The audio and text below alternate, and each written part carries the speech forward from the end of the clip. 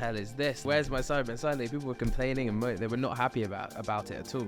JJ, you're about to fight and you're managing thumbnail design. What are you doing? How long do you reckon they're going to keep doing this? Oh, that is a good question.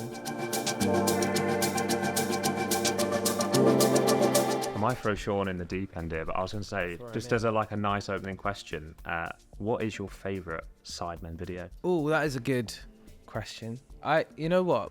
I think the video that made me laugh the most, maybe because we've been working with them for a decent amount of time at this point, is the brutally ranking themselves video that they did. Because there's a lot of truth in there, right? I mean, it was good, and I think that was I feel like at the time it was a bit of a milestone, or it was a move forward in terms of format. It was like, I think there's, often with Sidemen content, it kind of finds its cadence. They do sort of, formats and shows that become obviously successful. People love them. They do more of those. And then every now and then they'll just break through with something that's completely different. And that was one of those where it was like a completely different type of video.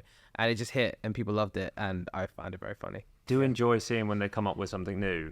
And it's usually so bare bones. Yeah. And then people just latch onto it and they love it. And it just grows and grows and grows. Like Tinder, for example. Yeah. When you actually look at the first episode of Sidemen Tinder, and it's just like they've hired some drama studio in the middle of London, and it's like just black curtains, no set design, nothing, and they just basically. I think it was filmed at YouTube Space, which shut down now, but outside in King's Cross, YouTube had this building, and then where their office is, right, and then right next to it, it was this incredible studio which they ran for a bunch of years, but then they shut them all down. COVID killed the YouTube space. When you're testing something like that, like a new format, how democratic of a process is that between the group, and how willing are they to just try new things and see what happens? Yeah, I mean, they have, so it's all running through a super democratic system between the 7 of them, where each of them basically get assigned a video, and then they'll work with the creative team, and Victor, who's the head of content, is an incredibly talented person. Like, you've got to meet him if you ever want to do a follow-up on the Sidemen. He's your guy.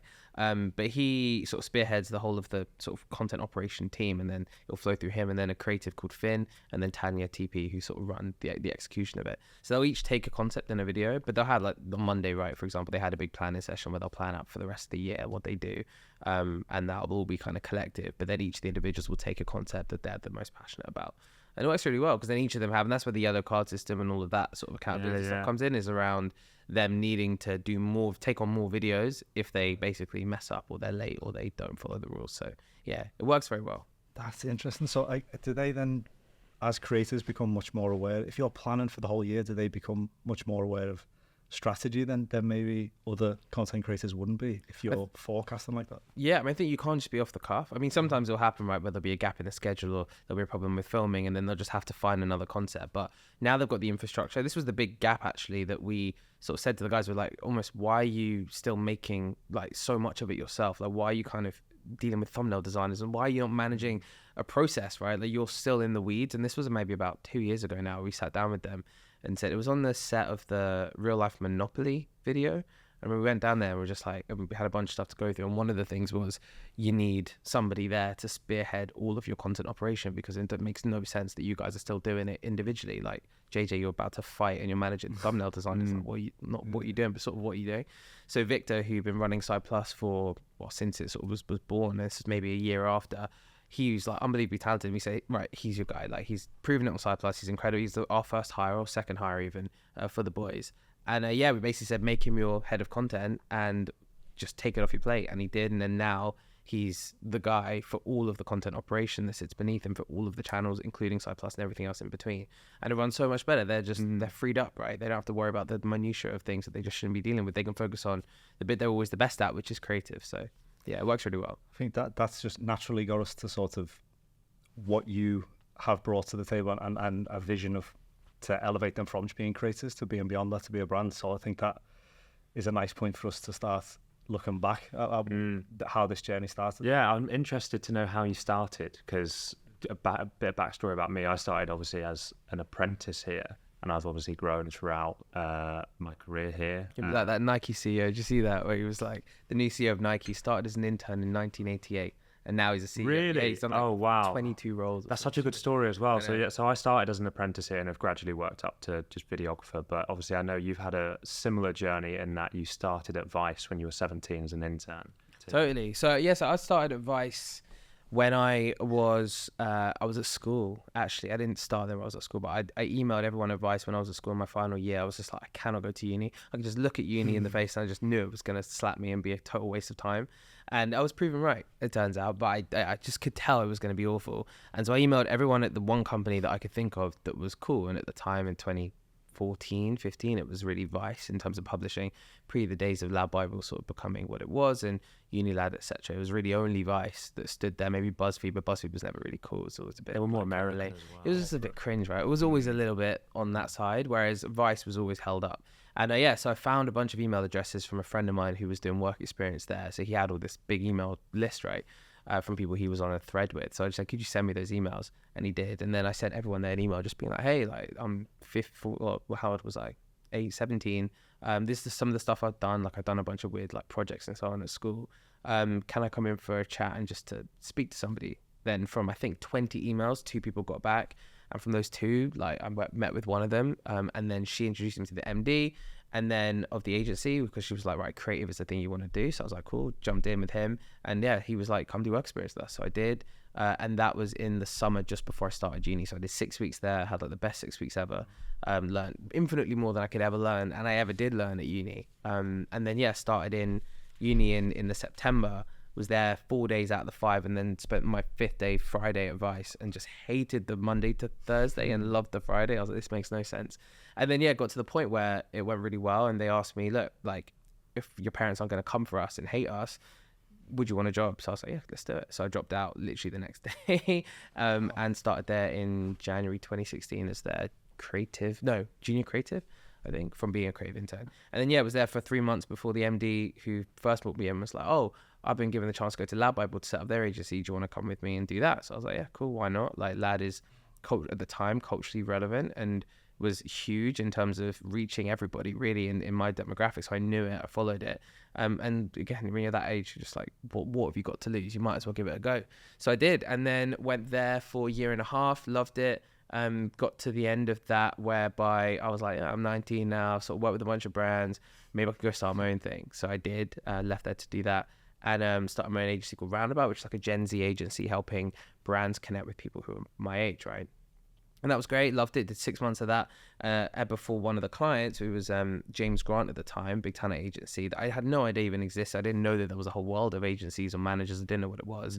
But I ended up falling into it as a sort of agency partner for them, right, to help on strategy. We worked on like Reggie Yates and Frank Lampard and Ryland, like the most random people, but loved it. And then got to the point at the end of that year where I sat down with the MD at the time, Mary, and she said to me, like, oh, we'd love to have you as much time as you can give. Like, would you ever want to come and work for us? And I thought about it for like 5 minutes. I was like, yes, of course. So I packed that in and started there as a chief creative officer in 2020. So looking after all their creative and strategy, and did that for 4 years pretty much. Loved it again. COVID hit, went a bit west there because obviously all of the business was based on live and TV shows and all the stuff that COVID stripped away. So it just became very stressful for no reason. I thought, well, not for no reason. COVID was a stressful time. It's probably the best reason to be stressed. But it became very, how to describe it? Everyone was working a lot for no real benefit. Like everyone was just busy, but like busy fools. That's like the whole company. I think a lot of people felt that probably at the time. Everyone was just doing stuff for no reason. Like, this isn't going to be valuable, but your boss has to tell you to do something to keep you busy. Yeah. And that just frustrated me because it was just a waste of time. And then, planted the seed that actually maybe the time had come, and if something else came up, I'd be thinking about it. And then ended up meeting Sam, and through Aaron, who's our 3 co-founders, myself, Sam and Aaron. So he had always seen this opportunity for the guys. It's like, this is a generational opportunity for them to do so much more than they're doing. The influencer space is super fragmented, and management and agencies are blended. There's no real line. Therefore, managers just chase brand money from basically just brand integrations, but they're not building for anyone, right? There's no strategy, there's no long-term thinking, because everyone's incentivized by the next 50k integration with ExpressVPN or whatever trash it is, right? So that's the state of play. So they didn't know what management was. They didn't have any management like we've been doing at YMU. So spoke to them and said, hey guys, like, this is actual vision, and here's a PowerPoint presentation as to what you can do in your strategy, and here's how big this can get. And then they were like, yeah, let's do it. Listening to that story, it sounds like, to me, I pick out like a series of bold leaps, right? From being like a schoolboy essentially who's looking at a brand that they relate to and engage with and say, I want to go and work there. I'm going to get a list of emails. I'm going to email them. And then a series of bold leaps. Would you say that's just your character? Is that I mean, I always think been the thing? For sure. I think there's like I've always been like somewhat naive as to like why not. I guess there's a level of, don't say like fearlessness because that's really cringe and weird to say, but like there's a sense of there's literally no harm in trying, giving it a go. And I'd always had that confidence maybe to not doubt myself or think that this is going to be a worse move than the other and to therefore not, right? So every time has always felt like the right time to move, and everything's just kind of happened as it's happened, which has been great. And actually, yeah, every single one of those jumps has been a really good jump. There's never been any negative from it, really. Whilst they do seem like bold leaps, the way you describe it sounds like it's also been organic. Like Totally, you pick up a set of skills here that informs your next leap. Totally. I think when you're ready, you become open to opportunity, and then things fall in your lap, and then you just kind of go, all right, why not, right? Or you sort of stay where you are. And I think people often have those junctures where, I wish I'd gone to that job, or I had the opportunity to at least speak to somebody there. But I didn't because I was scared of maybe losing the security or whatever it was. But also I was young. I mean, I'm young relatively, but I was 19. Like, what else are you doing? But you jumped as well. It's interesting because it was like you've gone from creative and you've gradually gone into strategy and then towards management. How do you feel like that naturally occurred? Because to go from being a creative, like, I don't know what your job specifically was doing, but then to eventually go into the point where you're setting up your own company and managing people and their careers, not just your own. Yeah. How did you go into that transition? Well, I think this was like the big light bulb moment for me to join YMU right at the time when it was James Grant, is that the world of publishing and the world of talent are exactly the same. There's no real difference. You're dealing with media brands and personality-led media brands versus personality-less media brands like a Lab Bible or something, right? But they're the same fundamental reality, which is you've got community, you need to create content, you need to engage that audience, you need to build for the audience, provide value and connect with them, right? And that's the same whether you're the Sidemen or whether you're Vice, Lab Bible, Channel 4, whatever it might be. So the fundamentals are no different, I don't think. And actually that was a light bulb going into James Grant, is going, hang on guys, you're sat here on hundreds of millions of followers, you've got this huge social presence and profile that you're not even thinking about. It's not at all front of mind. All they were really looking at was, TV and the traditional broadcasters, radio. That was their world of management. But then when I came in, the whole remit was, right, come in and bring that sort of social first thinking and the publisher model into a company like James Grant or YMU at the time. So then once you're in that, it's the same principles. And then from there, my whole job there really was about strategy, brand building for talent, helping clients to, again, maximize what they do through basically creating a vision, helping them execute it. And so then that is exactly what we're doing now. It was the same principle, the same thing. And the reality as well with talent is the sort of spokes around your brand wheel, if you will, of what's possible are kind of the same, right? It's like live, it's TV, it's radio, it might be, brand deals, expanding into new markets. There's only so many things that any person can do. So once you know what that formula is, you can bring it to any talent really. And it's just about how many of those can they tick off and in what process and in what way. But the Sidemen are so big and the opportunity was so massive that you go, guys, like you can do everything really. And that's kind of what we've been doing. In terms of getting involved with the Sidemen, so you set up Arcade Media. Was that purely to put yourself forward to the Sidemen? Was that like in conjunction, or did you set up Arcade Media and then you approached the Sidemen later on? No, so the first one, so it was done off the back of them going, yeah, we want you to manage us. Right. And then it's like, cool, now we need a vehicle to do that. And so we'd already been thinking about what that could be, but it all hinged on that really. I didn't have my notice in until they signed the contract at the time, right? Obviously I'm not going to do that. I'd take leaps, but that would be a bit stupid. It would be a bit dumb. So yeah, that we waited until that point, and then we incorporated, I think, Arcade on the 1st of April. Right. All days. 1st of April 2021, I think it was. And that was the incorporation date of the company because they'd signed, I think, on March 30th or something. So yeah, all played up really nicely in tandem. And then yeah, we all just got on with it. And so you said it's Simon, the accountant for the Sidemen. Sam. Yeah, so Sam was the one that put you forward to the Sidemen. Yeah, so Sam has been their accountant for the last 10 years. And then the company Arcade is myself, Sam, and then Aaron, who are the 3 co-founders of that business. So he'd always been like, there's a conversation to be had there with them because there's so much to be done and the management structure is not quite right. Like this could be great if it's done properly. And then he needed people like, I guess, myself, who knew how to creatively execute and was from a management background. He was much more from the business and finance background. So myself, him, and then Aaron, who also comes from that kind of finance background, but also had managed talent too. It made like a really nice three-way, I think. And then, it was kind of an easy conversation because you've got every box ticked. And for me, it's the best thing in the world. Like 2 accountants running all the boring stuff that I don't have to deal with. It's the dream, really. So, yeah. And was it a case of you having to pitch yourself to them, or were they actually on board from the beginning? Like, what was the approach? Yeah, it was a Zoom call, right? And it was 2 Zoom calls, one with maybe Josh and a couple of others, and then one with all of them, which had our deck, right? We basically said to them, look, and Sam had spoken to them and said, guys, like, can we present to you what's possible? I'd been doing these type of decks and this strategic thinking for a long time at YMU, so it was almost like autoplay in my mind. Like, I knew exactly how to write. That was like my main thing there, right? So put that together for the guys. It was Sidemen Strategy 2021 to 22 or whatever. Here's where we go from here, or here's where you can go. And they have 15 different focus areas or things that they could do. A couple of them we knew they'd already been interested in, so things like a restaurant, alcohol brand had already come up.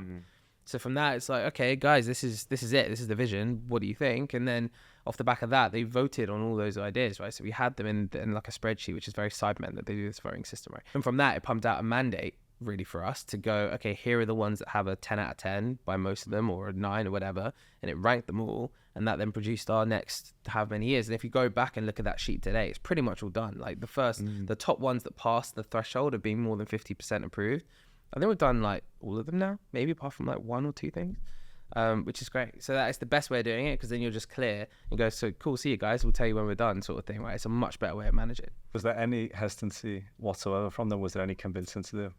I mean, I think because it was a good strategy, right? It made sense. It was clear. It's kind of hard to say no when they're not getting that service already, and they trust Sam already. They know that I've got credentials from YME and everything I've been doing, so they knew that they were in safe hands anyway. And I think that's the key, right? Sam is absolutely the key. Without him, having spent 10 years managing their mortgages and their financial dealings, whatever they've had to deal with, right? JJ's chains, I don't know, that trust level, right, and that ability to have that kind of conversation is super rare. And that's why when you're in with money as an accountant or a lawyer, they're the two people who have the most amount of trust. Nothing in America, right? It's like your lawyer and accountant, but your sort of vanguard, if you will, and then management and everything else sits around that. Impressive. I can't imagine doing such a big pitch on Zoom, like where I was like creative agency and we'd be like, we need to be in the room. Yeah. I know. I mean, it was like everyone was wherever they were, right, in the world. And again, I literally didn't meet Sam. I remember I met him I can't remember, a meeting in Soho or something.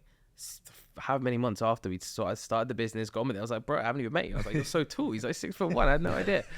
And it's like out of nowhere, you know. So yeah, I think it had to be done. Obviously, that time was early 21. Things were starting to ease off, but yeah, we've been programmed in this COVID thing, so everyone was in that mode of Zoom, and you just got to get it done. And thankfully, they were up for it. So, and they'd also, I didn't even really appreciate this, but during that time, they just blown up, right? Like that period for them was absolutely huge. And I wasn't watching their content really during COVID, so I wasn't in that whole world. But then you look back and you actually realize that moment for them was massive, and they had this great, the numbers were huge. So again, really good timing for us, right, to then come in and say, guys, you've had this incredible moment, but how do you really take that to the next level? And that's when content changed, right? Everyone's online, everyone's also got all this free time. Totally. You could argue that there's so many people that have come into studios that have done recipe videos, and they're like, oh, I used to work in a restaurant and I just needed to make something at home, and then they blew up into a TikTok star. Totally.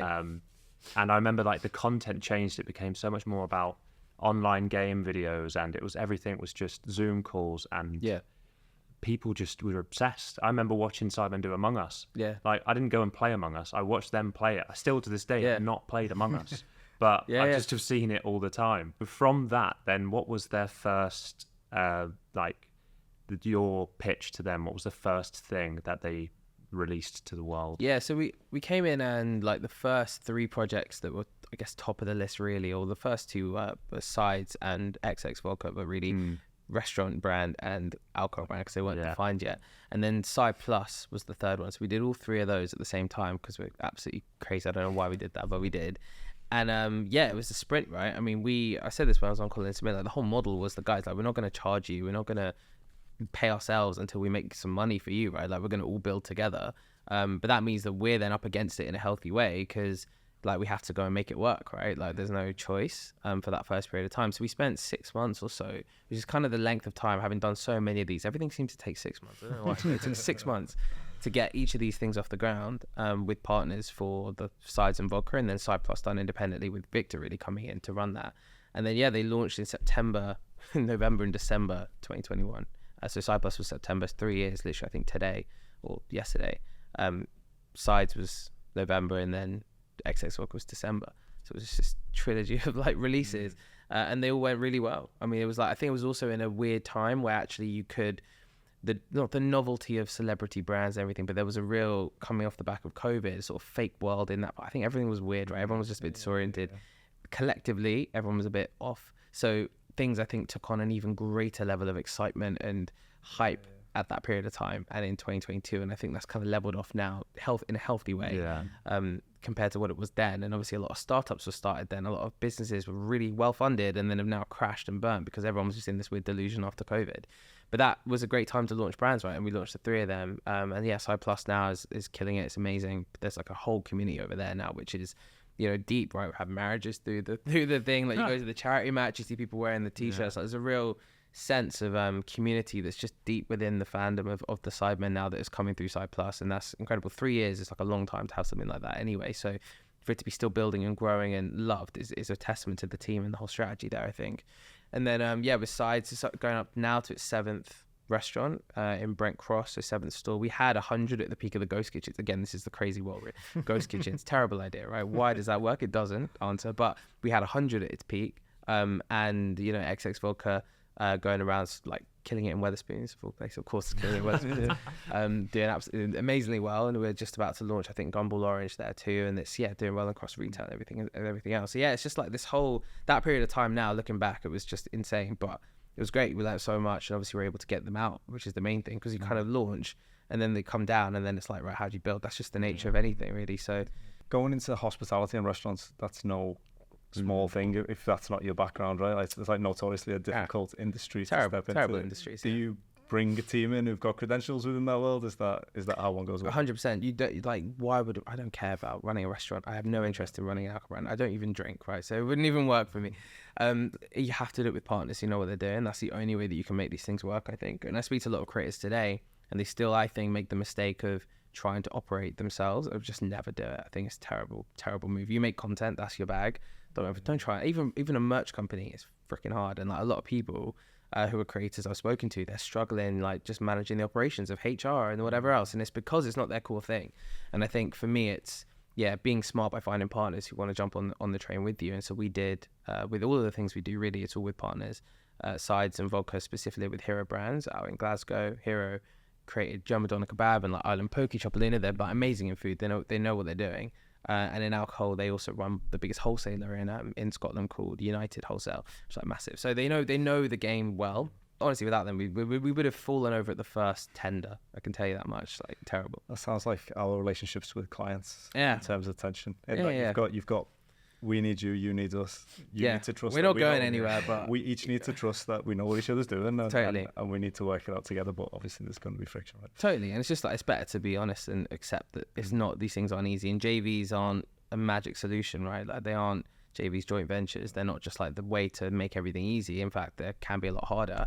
But at the same time, you're de-risking your business. You've got people who know what they're doing, and that's worth it for me every day of the week. It frees up your time or everyone's time. You do what you're good at. Totally. And allow other people to do what they're good at, right? Exactly. I have to say, I was in the Arndale last week, and they've obviously got a Sides in the Arndale. Very nice Sides, that one. It is very nice. And also, it was by far the busiest shop in the building. There we by go. far. What do you think then is the testament to the success of these brands?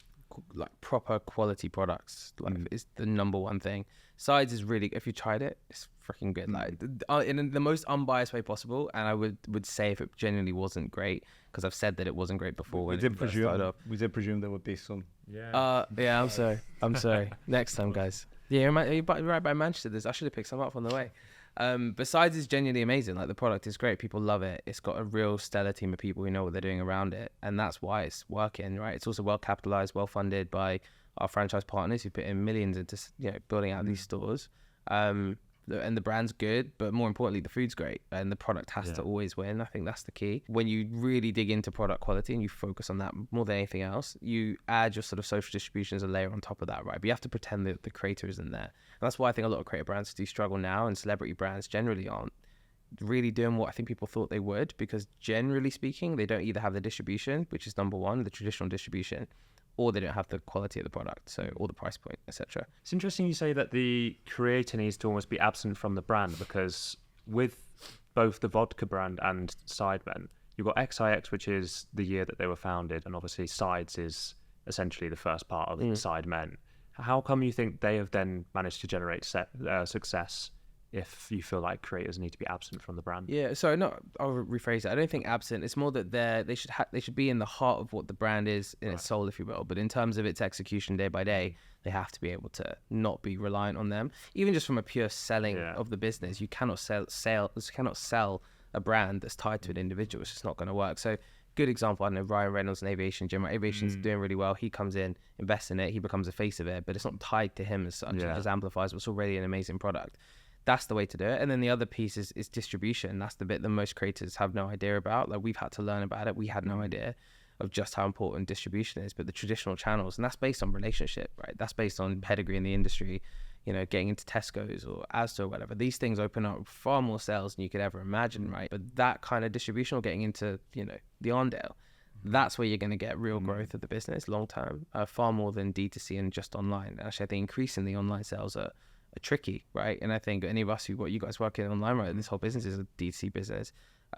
It's difficult because distribution is pay for play, really, to get true scale. Whereas if you're unlocking channels that already have that mass traffic, it's a lot easier to tap into that, really. So where does Inside, the reality TV show, come from then, considering you've had all this venture into like business and product? How do you then start to have your own TV show? Yeah, well, it comes from again, that first piece of Victor being that head of content, the person who's now spearheading the operation. It means that he can then organize a team of people to help feed up to the boys that filter through him.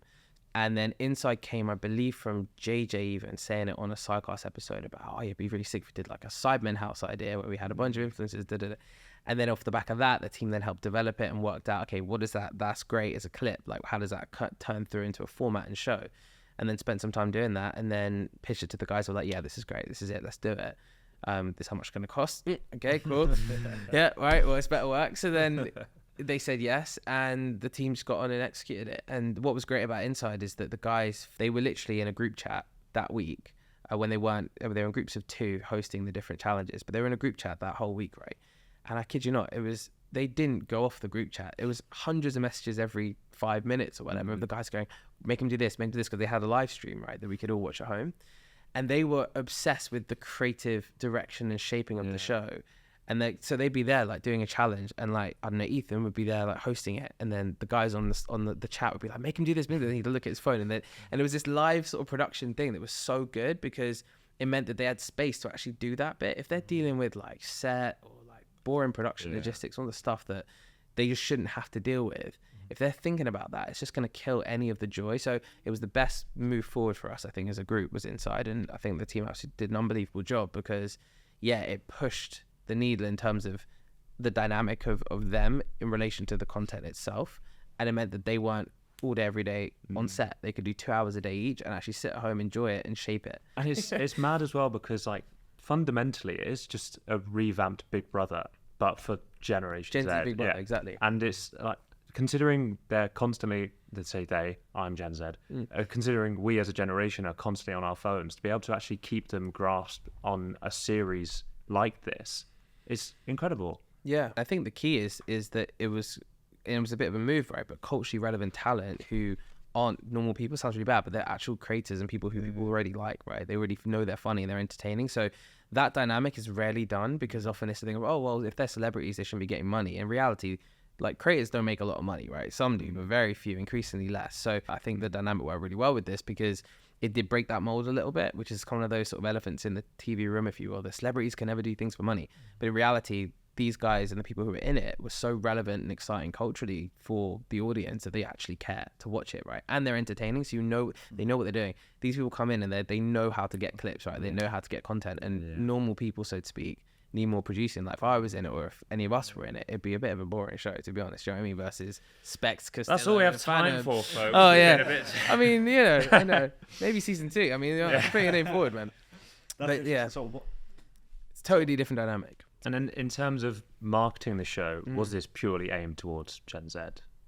I think, I think it was because it was going on the Sidemen channel as well, right? So 2 Sidemen Sundays and then more Sidemen through the week and obviously every day as well. It's like there's a lot of, that's a totally different sort of thing for the audience. And you probably saw it if you did watch the chat in the first one. I was like, what the hell is this? Like, oh, where's my Sidemen Sunday? People were complaining and they were not happy about it at all. And then after the first one, like, you know what, that wasn't too bad. Then a couple episodes in, they're like, oh, what's going to happen with Marika and Joella or whatever it was. So Yeah, I think they, it warmed the audience up to a different type of content. And now that's done, people go, okay, cool. Well, I'm excited for the next one. What was interesting is that so many people who watched Inside were not Sidemen fans. So it brought in a whole new audience and absolutely elevated everything that we did across the board, right? Because you're creating this magnet that just random people on TikTok go, what's this show? And then they're coming over and finding it. So that's the best thing I think about Inside as well, right? Another totally different, a totally separate sort of unintended consequence, if you will, is that it just attracted a whole different group of people. I think everyone on LinkedIn would love to know, how do you market to Gen Z? I think you don't market to Gen Z, right? You just you create culturally relevant moments and things that people talk about, and you try and connect on a much more real level. And I think the biggest thing with Gen Z is to just strip back all of the BS, right, and just be real and authentic.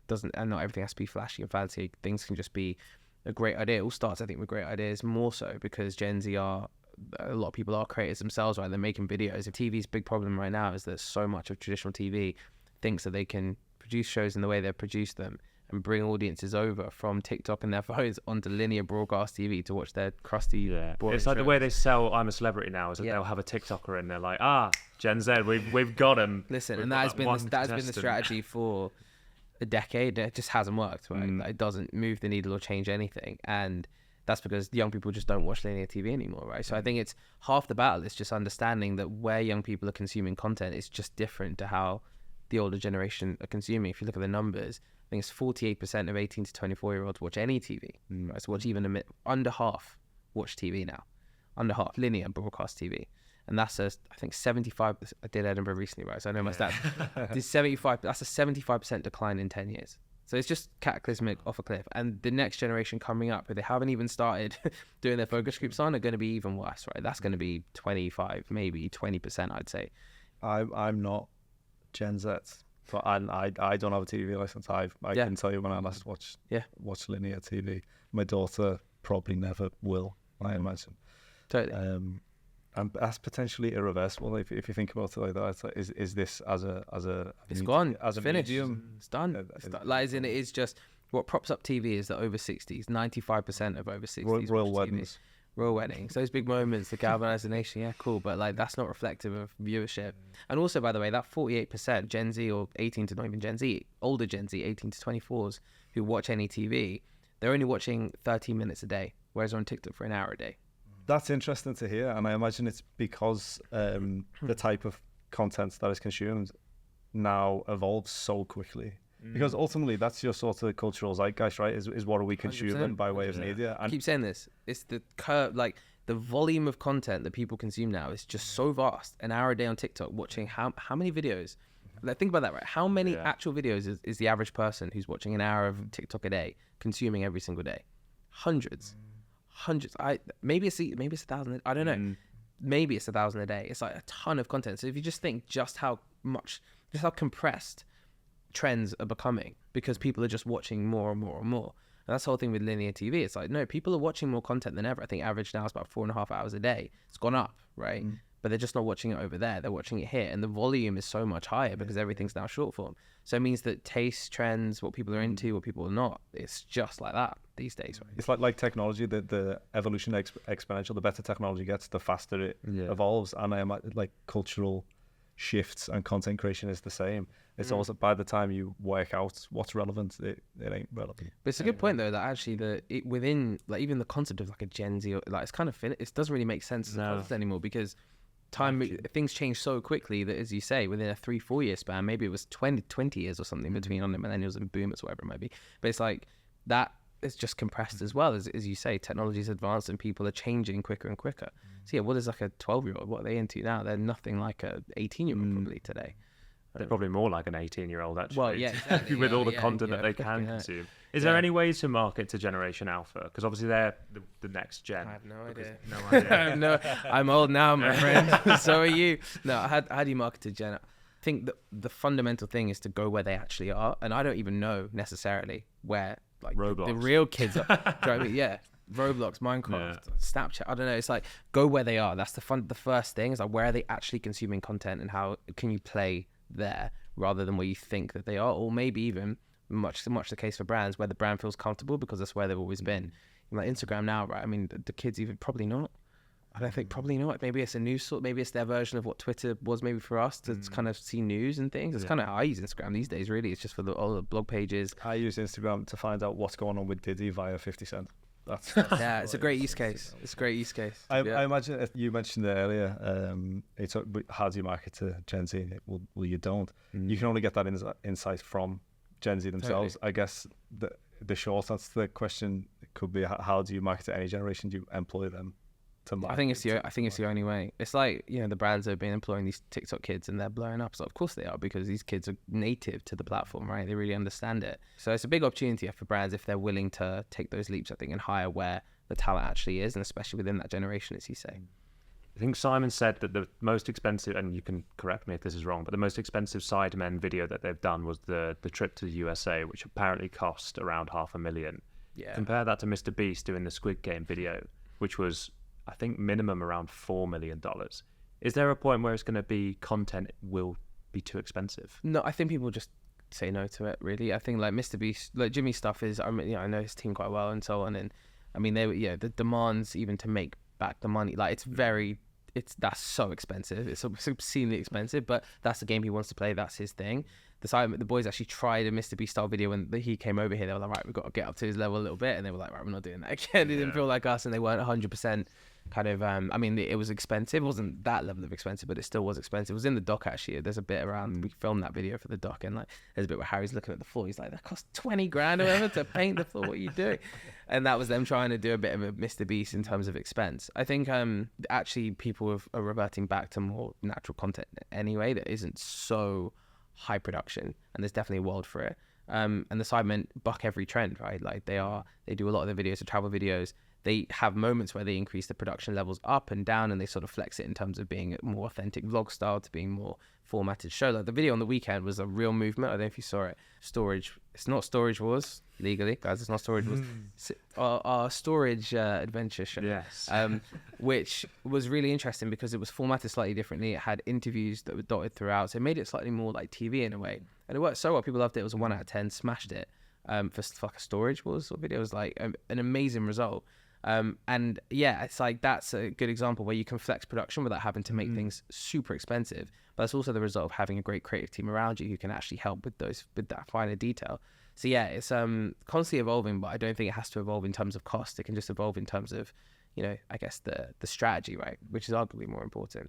To actually have just the bare bones of an idea, as long as it's a good idea and it's authentic 100% towards their brand, they're going to get the audience regardless. Totally. Great ideas win, we'll do every day. And that's where I think also is they've gotten, you know, they've done so many ideas. If you think about how many ideas or titles they've gone through in their world, right? It's why you need good people around you to kind of come with something fresh, because, you know, we've got Finn who's 20 and he's like basically their creative, right? Who sort of leads on creative with them now.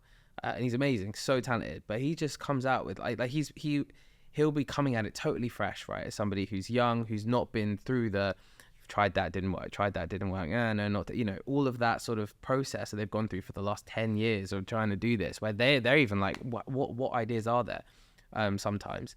And then you have someone like Finn and Victor and the team come in, and then, you know, they'll take something that one of them says and they'll help evolve it and adapt it and turn it into something even bigger. And then they'll be like, cool, and there's just this great process now because they're not on their own. And again, it comes back to that thing of team. And so Finn, for example, in the Try Not to Piss video they did, right, which he was like, right, this idea would kill it. It's not the sort of idea that they would do, but because they had someone else being like trust me, like, let's champion it, let's give it a go, and they bought into the concept, the strategy, etc., then it can run as a concept and go, and it did really well right now. How long do you reckon they're going to keep doing this?